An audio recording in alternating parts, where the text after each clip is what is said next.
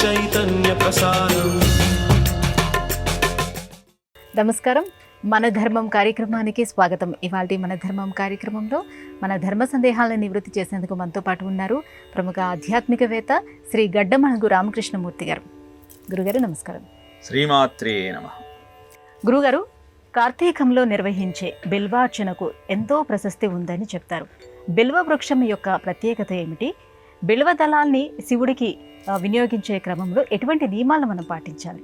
త్రిదళం త్రిగుణాకారం త్రినేత్రం చ త్రియాయుధం త్రిజన్మ పాప సంహారం ఏక బిల్వం శివార్పణం అంటూ బిల్వాష్టకంలో ఒక్కొక్క బిల్వదళాన్ని స్వామికి సమర్పిస్తూ గొంతెత్తి పాడుకుంటాం.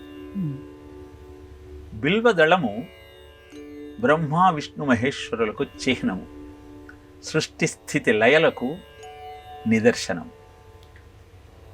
బిల్వదళాలతో పూజించటం వల్ల ఎందుకని ప్రత్యేకమైన ఫలితం కలుగుతుంది?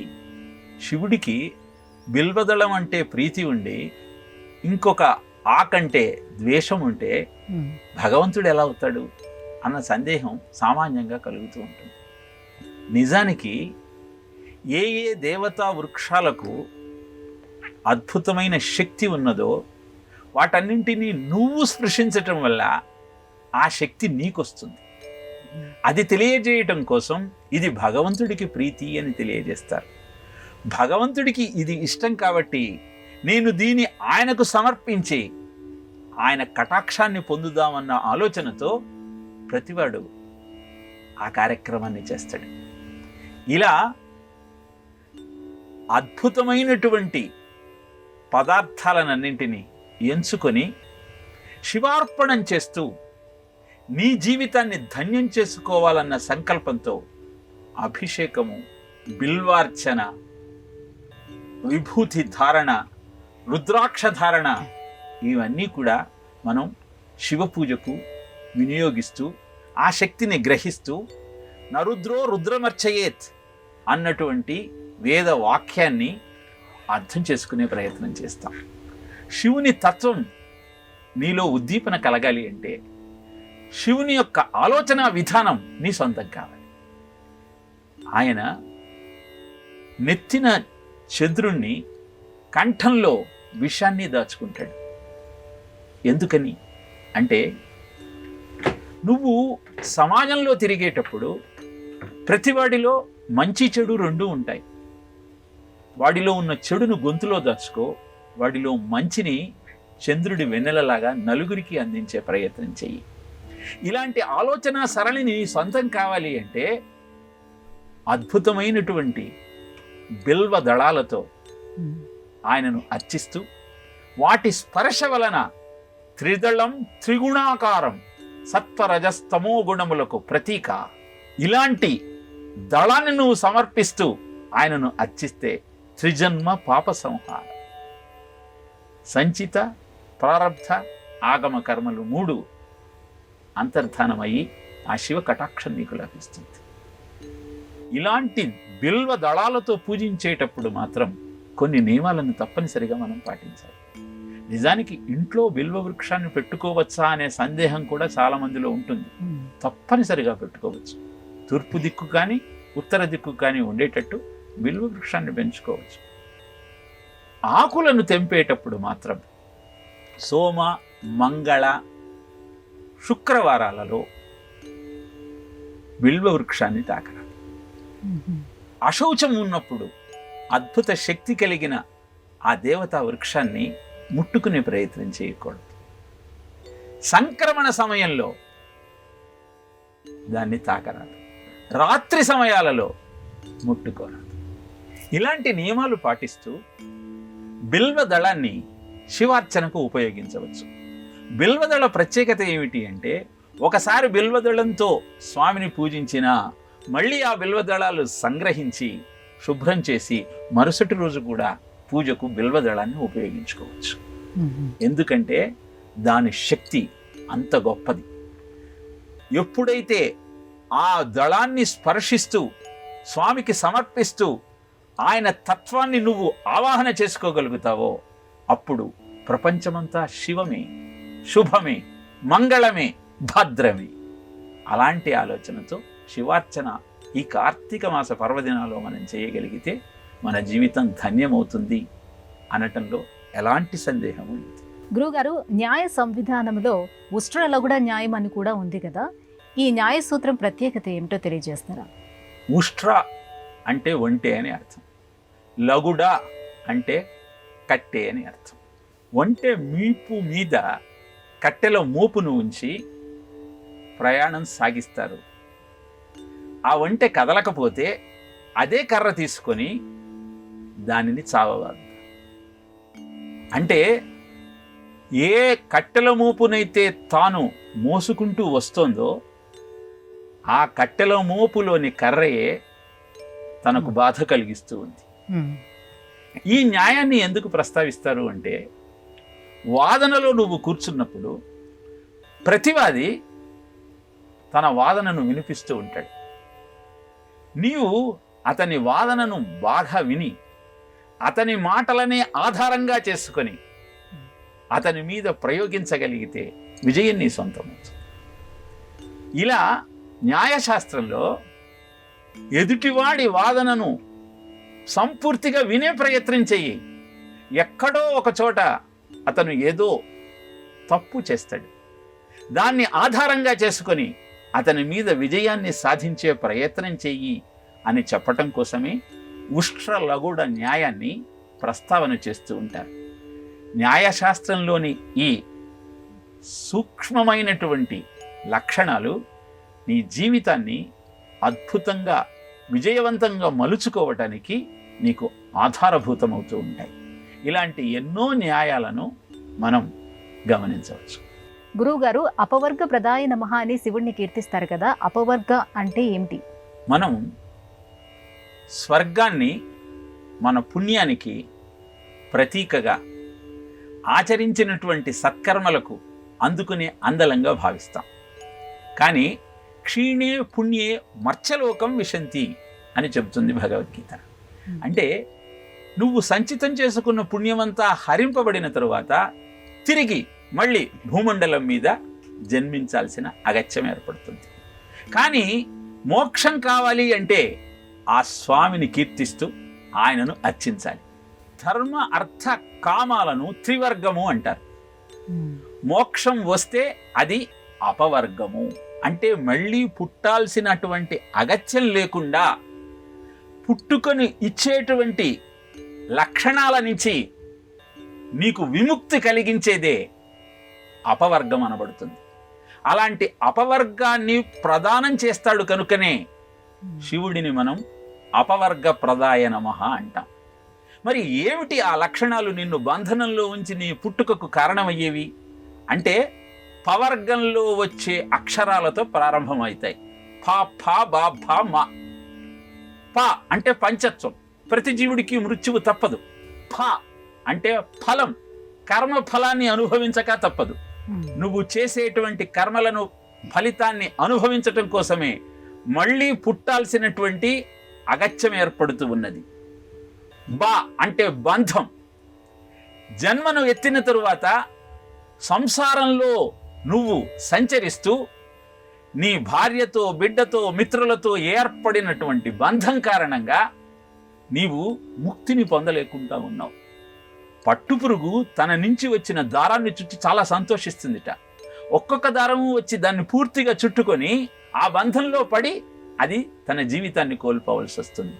అలానే సంసార బంధంలో చిక్కుకున్న జీవుడు ముక్తిని అందుకోలేక మళ్ళీ మళ్ళీ పుట్టేటువంటి అవసరం ఏర్పడుతుంది.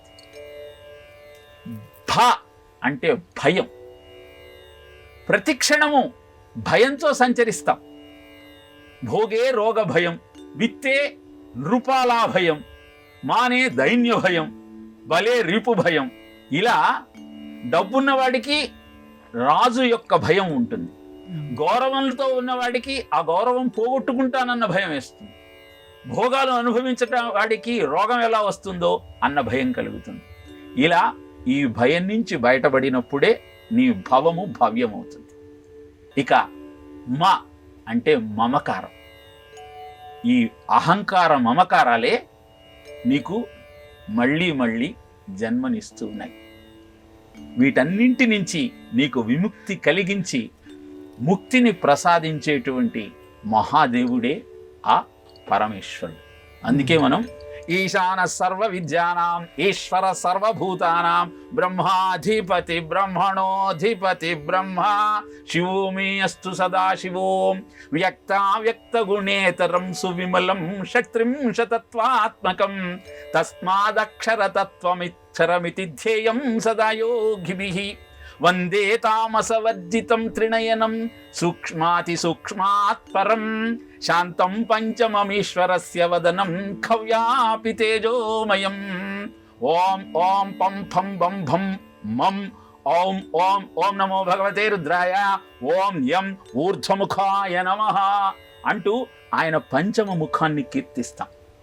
ఇలా అద్భుతమైన అపవర్గ ప్రదానాన్ని నీకు అందించేటువంటి ఆ సదాశివుణ్ణి అర్చిస్తూ ముక్తిని పొందుకునే ప్రయత్నం చేయమని చెప్పటమే అపవర్గ ప్రదాయ నమః అంటూ ఆ శివుణ్ణి మనం కీర్తించడం.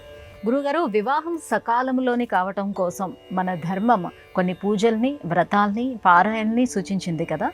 అందులో భాగంగా రుక్మిణీ కళ్యాణ ఘట్ట పారాయణ యొక్క ప్రత్యేకత ఏంటో తెలియజేస్తారా? రుక్మిణీ కళ్యాణ ఘట్టాన్ని పారాయణ చేస్తే అవివాహితులకు వివాహం అవుతుంది. వివాహం అయిన వాడికి అంటే అన్ని కళ్యాణాలు సిద్ధిస్తాయి.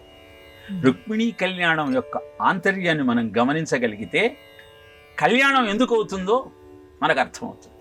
భీష్మకుడి కూతురు రుక్మిణి, కొడుకులు రుక్మి, రుక్మి బాహువు, రుక్మి కేతువు, రుక్మి రథుడు, రుక్మి కేశుడు. ఇలా 5 కుమారులు, 1 కుమార్తె. ఇప్పుడు ఈ 5 అన్నలదమ్ములు చేతి దేశపు రాజైన శిశుపాలుడికి రుక్మిణినిచ్చి వివాహం చేద్దాం అనుకుంటాడు. రుక్మిణికి శ్రీకృష్ణుని వివాహం చేసుకోవాలని ఉంటుంది.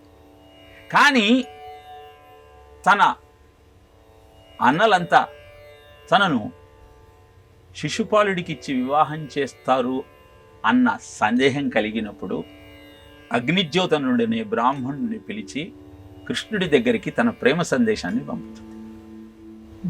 రుక్మిణిని ప్రేమిస్తున్న కృష్ణుడు రథం మీద వచ్చి రాక్షస వివాహంతో ఆమెను పరిణయమాడతాడు.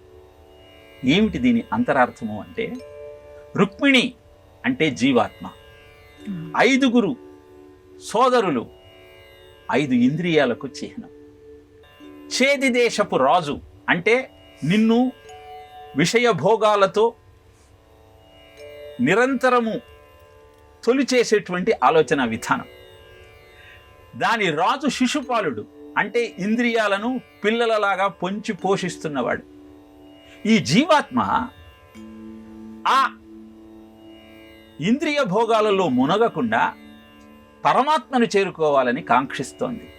కానీ అడ్డుగా నిలుస్తున్నాయి కనుక బలవంతంగానైనా నన్ను తీసుకెళ్ళవయ్యా, ఈ విషయ సుఖాలతో నిన్ను నేను మర్చిపోతూ ఉన్నాను అన్న భావనతో తాను సందేశాన్ని అగ్నిజ్యోతనుడి ద్వారా ఎందుకు పంపించింది అంటే, అగ్నిజ్యోతనుడు అంటే నీలో జ్ఞాన జ్యోతిని ద్యోతకం చేసేవాడు, ఉద్దీపన చేసేవాడు గురువు. కనుక ఎప్పుడైతే ఈ విషయ సుఖాల నుంచి, ఇంద్రియ భోగాల నుంచి నువ్వు బయటపడాలనుకుంటావో అప్పుడు గురువును ఆశ్రయించి తద్వారా ఆ పరమాత్మ యొక్క సాన్నిహిత్యానికి చేరుకోవాలన్న తపన నీలో మొదలు కావాలి. ఇలా ధన్యున్లోక మనోభిరాముకుల విద్యారూప సంపన్న తారుణ్య సౌజన్య స్త్రీ బలదాన శౌర్య కరుణా సంశోభితిన్ నిన్ను ఏ కన్యగోరదు కోరరేమును రమాకాంతాలలామంబు రాజన్యానేకపసింహ నావలననే జన్మించనా మోహముల్ అంటూ కృష్ణుడికి సందేశం పంపిస్తుంది. అంటే నేనేనా నిన్ను ప్రేమించేది? సృష్టిలో ప్రతి జీవి నిన్ను చేరుకోవాలనుకుంటారే, అలాంటిది ఇది కొత్తనా? ప్రతి జీవి లక్షణం కూడా నిన్ను చేరుకోవటమే కదా అన్నటువంటి అద్భుతమైన భావాన్ని రుక్మిణీ కళ్యాణ ఘట్టంలో పెట్టి దీన్ని అధ్యయనం చేస్తూ ప్రతివాడు తన జన్మ యొక్క పరమార్థం ఏమిటో తెలుసుకోవాలి అన్న సత్యాన్ని చెప్పిన కారణంగా అధ్యయనం చేసిన ప్రతివాడికి ఆ కృష్ణుడి మీద భక్తి పెరుగుతుంది. వ్రతముల్ దేవ ద్విజన్మ గురు విధ సంసేవల్ దాన ధర్మాదులన్ గత జన్మంబుల ఈశ్వరున్ హరి జగత్ కళ్యాణి కాంక్షించి చేసి తినేని వసుదేవనందనుడు నా చిత్తేషుడౌదాక నిర్జితులైపోదురుగాక సంగరములో చేదీష ముఖ్యాదముల్. కాబట్టి జన్మలలో నువ్వు ఆచరించిన కర్మల యొక్క ఫలితమే సక్రమంగా నిన్ను ముందుకు నడిపిస్తుంది. కాబట్టి పెద్దలను పూజిస్తూ దాన ధర్మాదులు చేస్తూ భగవంతుడి మీదే లక్ష్యం పెట్టుకొని నీ జీవితాన్ని నువ్వు గడపగలిగితే ఈ జీవన సంగ్రామంలో చేదీష ముఖ్యాదములు జరాసంధుడు శిశుపాలుడు అంతమయ్యి ఆ పరమాత్మ యొక్క కటాక్షం నీకు లభిస్తుంది. రాక్షస వివాహంలో నన్ను తీసుకుని వెళ్ళమని రుక్మిణి అభ్యర్థన చేయటంలో జీవుడి యొక్క అశక్తత తెలుస్తుంది.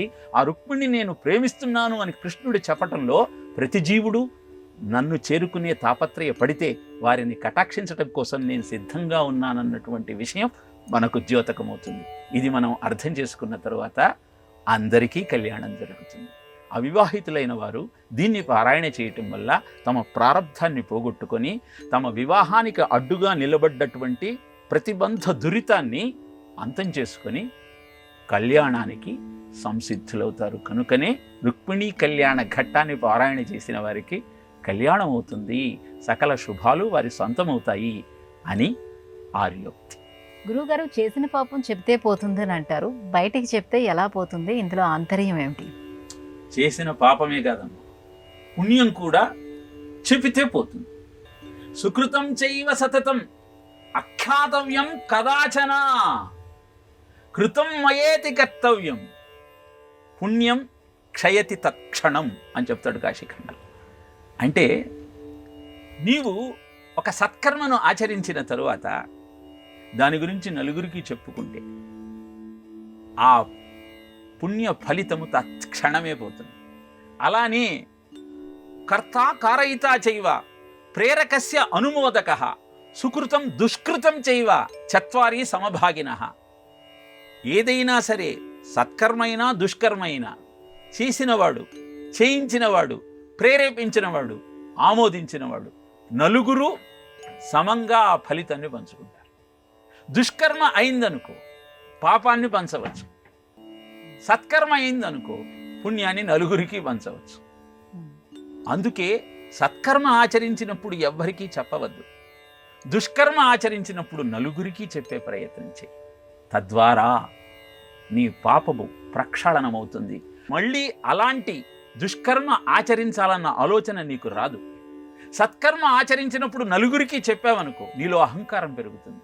ఆ అహంకారం మళ్ళీ అలాంటి సత్కర్మ ఆచరించడానికి నీకు ప్రతిబంధకంగా నిలుస్తుంది. అందుకే సత్కర్మ అయినా దుష్కర్మ అయినా చెప్పితే పోతుంది. శివశర్మను తపస్వి రూపంలో ఉన్నటువంటి శివుడు ఈ శివలింగాన్ని ఎవరు ప్రతిష్ఠించారు అని ప్రశ్నిస్తాడు. తానే ప్రతిష్ఠించిన కర్త కారయితా శంభు కథమేతత్ బ్రవామ్యహం, చేసింది చేయించింది ఆ శివుడేనయా, నన్నెందుకు అడుగుతావు అని పదే పదే చెప్పిన మీదట ఆ శివశర్మ చేయి పట్టుకొని ఆ వృద్ధకాళేశ్వర లింగంలో ఐక్యమవుతాడు. ఇలా ఇది చేయించింది భగవంతుడే అన్న భావన నీతో బలంగా ఉన్నప్పుడు అది నీకు ముక్తిని ఇస్తుంది, సత్కర్మ ఫలితాన్ని పూర్తిగా నువ్వు అందుకునేటట్టు చేస్తుంది. పాపం చేసినప్పుడు నలుగురికి చెబితే అది నలుగురికి పంచబడుతుంది, తద్వారా నీ పాపం క్షయమవుతుంది. అందుకే చేసిన పాపం చెబితే పోతుంది అంటారు. కానీ మనం పుణ్యం చేస్తే, సత్కర్మ చేస్తే నలుగురికి చెప్తాం, పాపం చేస్తే మాత్రం మనలోనే దాచుకునే ప్రయత్నం చేస్తాం. అందుకే అవస్థల పాలవుతాం. ఎందుకంటే అవశ్యం అనుభోక్తవ్యం కృతం కర్మ శుభాశుభం.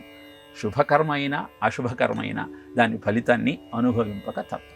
గురువుగారు, భార్గవుడు శుక్రుడు వీరిద్దరూ ఒకరేనా వేరు వేరా? వీరి నేపథ్యం ఏమిటి? భార్గవుడు అంటే భృగు మహర్షి కుమారుడు కనుక భార్గవుడు. భృగు మహర్షి ఉషన ద్వారా భార్గవుణ్ణి పుత్రుడిగా పొందాడు. ఈ భార్గవుడు రాక్షస గురువు. ఎప్పుడు రాక్షసులకు దేవతలకు జరిగేటువంటి సంగ్రామంలో దేవతలు గెలిచి రాక్షసులు పరాజితులు కావటం గమనించినటువంటి భార్గవుడు ఏ విధంగానైనా సరే రాక్షసులకు విజయం సమకూర్చి పెట్టాలని భావన చేశాడు. అందుకే కాశీలో శివలింగాన్ని ప్రతిష్ఠించి కఠోరమైన తపస్సు చేశాడు, అభిషేకం చేశాడు. రోజు షట్కాలాలలో 1000 కలశాలతో అభిషేకం చేసేవాడు. అభిషేకము 3 పదార్థాలతో చేస్తే అద్భుతమైన ఫలితాన్ని ఇస్తుంది. మనం ఎప్పుడైనా పంచామృతాలతో అభిషేకం చేస్తే ఒక పదార్థాన్ని వేసిన తర్వాత మొట్టమొదట ఆవు పాలతో అభిషేకం చేసామనుకోండి, వెంటనే శుద్ధ జలంతో శుభ్రం చేసి ఆ తరువాత పెరుగును సమర్పించాలి. పెరుగుతో అభిషేకం చేసిన తర్వాత శుద్ధ జలంతో శుభ్రం చేసి తేనె సమర్పించాలి. ఇలా పంచామృతాలతో అభిషేకం చేస్తూ శుద్ధ జలంతో శుభ్రం చేస్తూ అయిన తర్వాత గంధోదకంతో అర్చన చేసి శివుడి యొక్క కరుణకు పాత్రుడయ్యాడు. శివుడు ఏ వరం కావాలో కోరుకోమన్నాడు. చనిపోయిన వాళ్ళు బ్రతికేటట్టుగా మంత్రాన్ని నాకు ప్రసాదించమన్నాడు. మృత సంజీవిని విద్యను నాకు ఇవ్వమంటూ అభ్యర్థించాడు. తథాస్తు అన్నాడు బోళాశంకర్. అప్పటి నుంచి దేవదాన యుద్ధంలో మరణించిన రాక్షస మృతదేహాలన్నీ ఈ భార్గవుడి దగ్గరికి తీసుకువస్తే మృత సంజీవిని విద్య ద్వారా వాళ్ళను బ్రతికించడం ప్రారంభించాడు. ఎంతకీ రాక్షసులు పరాజితులు కాకపోవడంతో దేవతలంతా శివుడి దగ్గరికి వెళ్ళి మొరపెట్టుకున్నారు. మళ్ళీ మళ్ళీ బతుకుతున్న రాక్షసులను అంతం చేయటం ఎలానూ మాకు అర్థం కావడం లేదు అనగానే, ఎవరు ఈ పని చేస్తున్నది అని తెలియనట్టు అడిగాడు సదాశివుడు.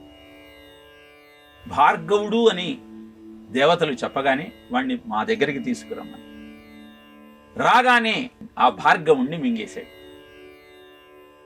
పొట్టలోపలికి వెళ్ళినటువంటి భార్గవుడు లోకాలన్నింటినీ చూస్తూ జరుగుతున్న దేవదానవ యుద్ధంలో దానవులంతా అంతం కావటం పరిశీలించాడు.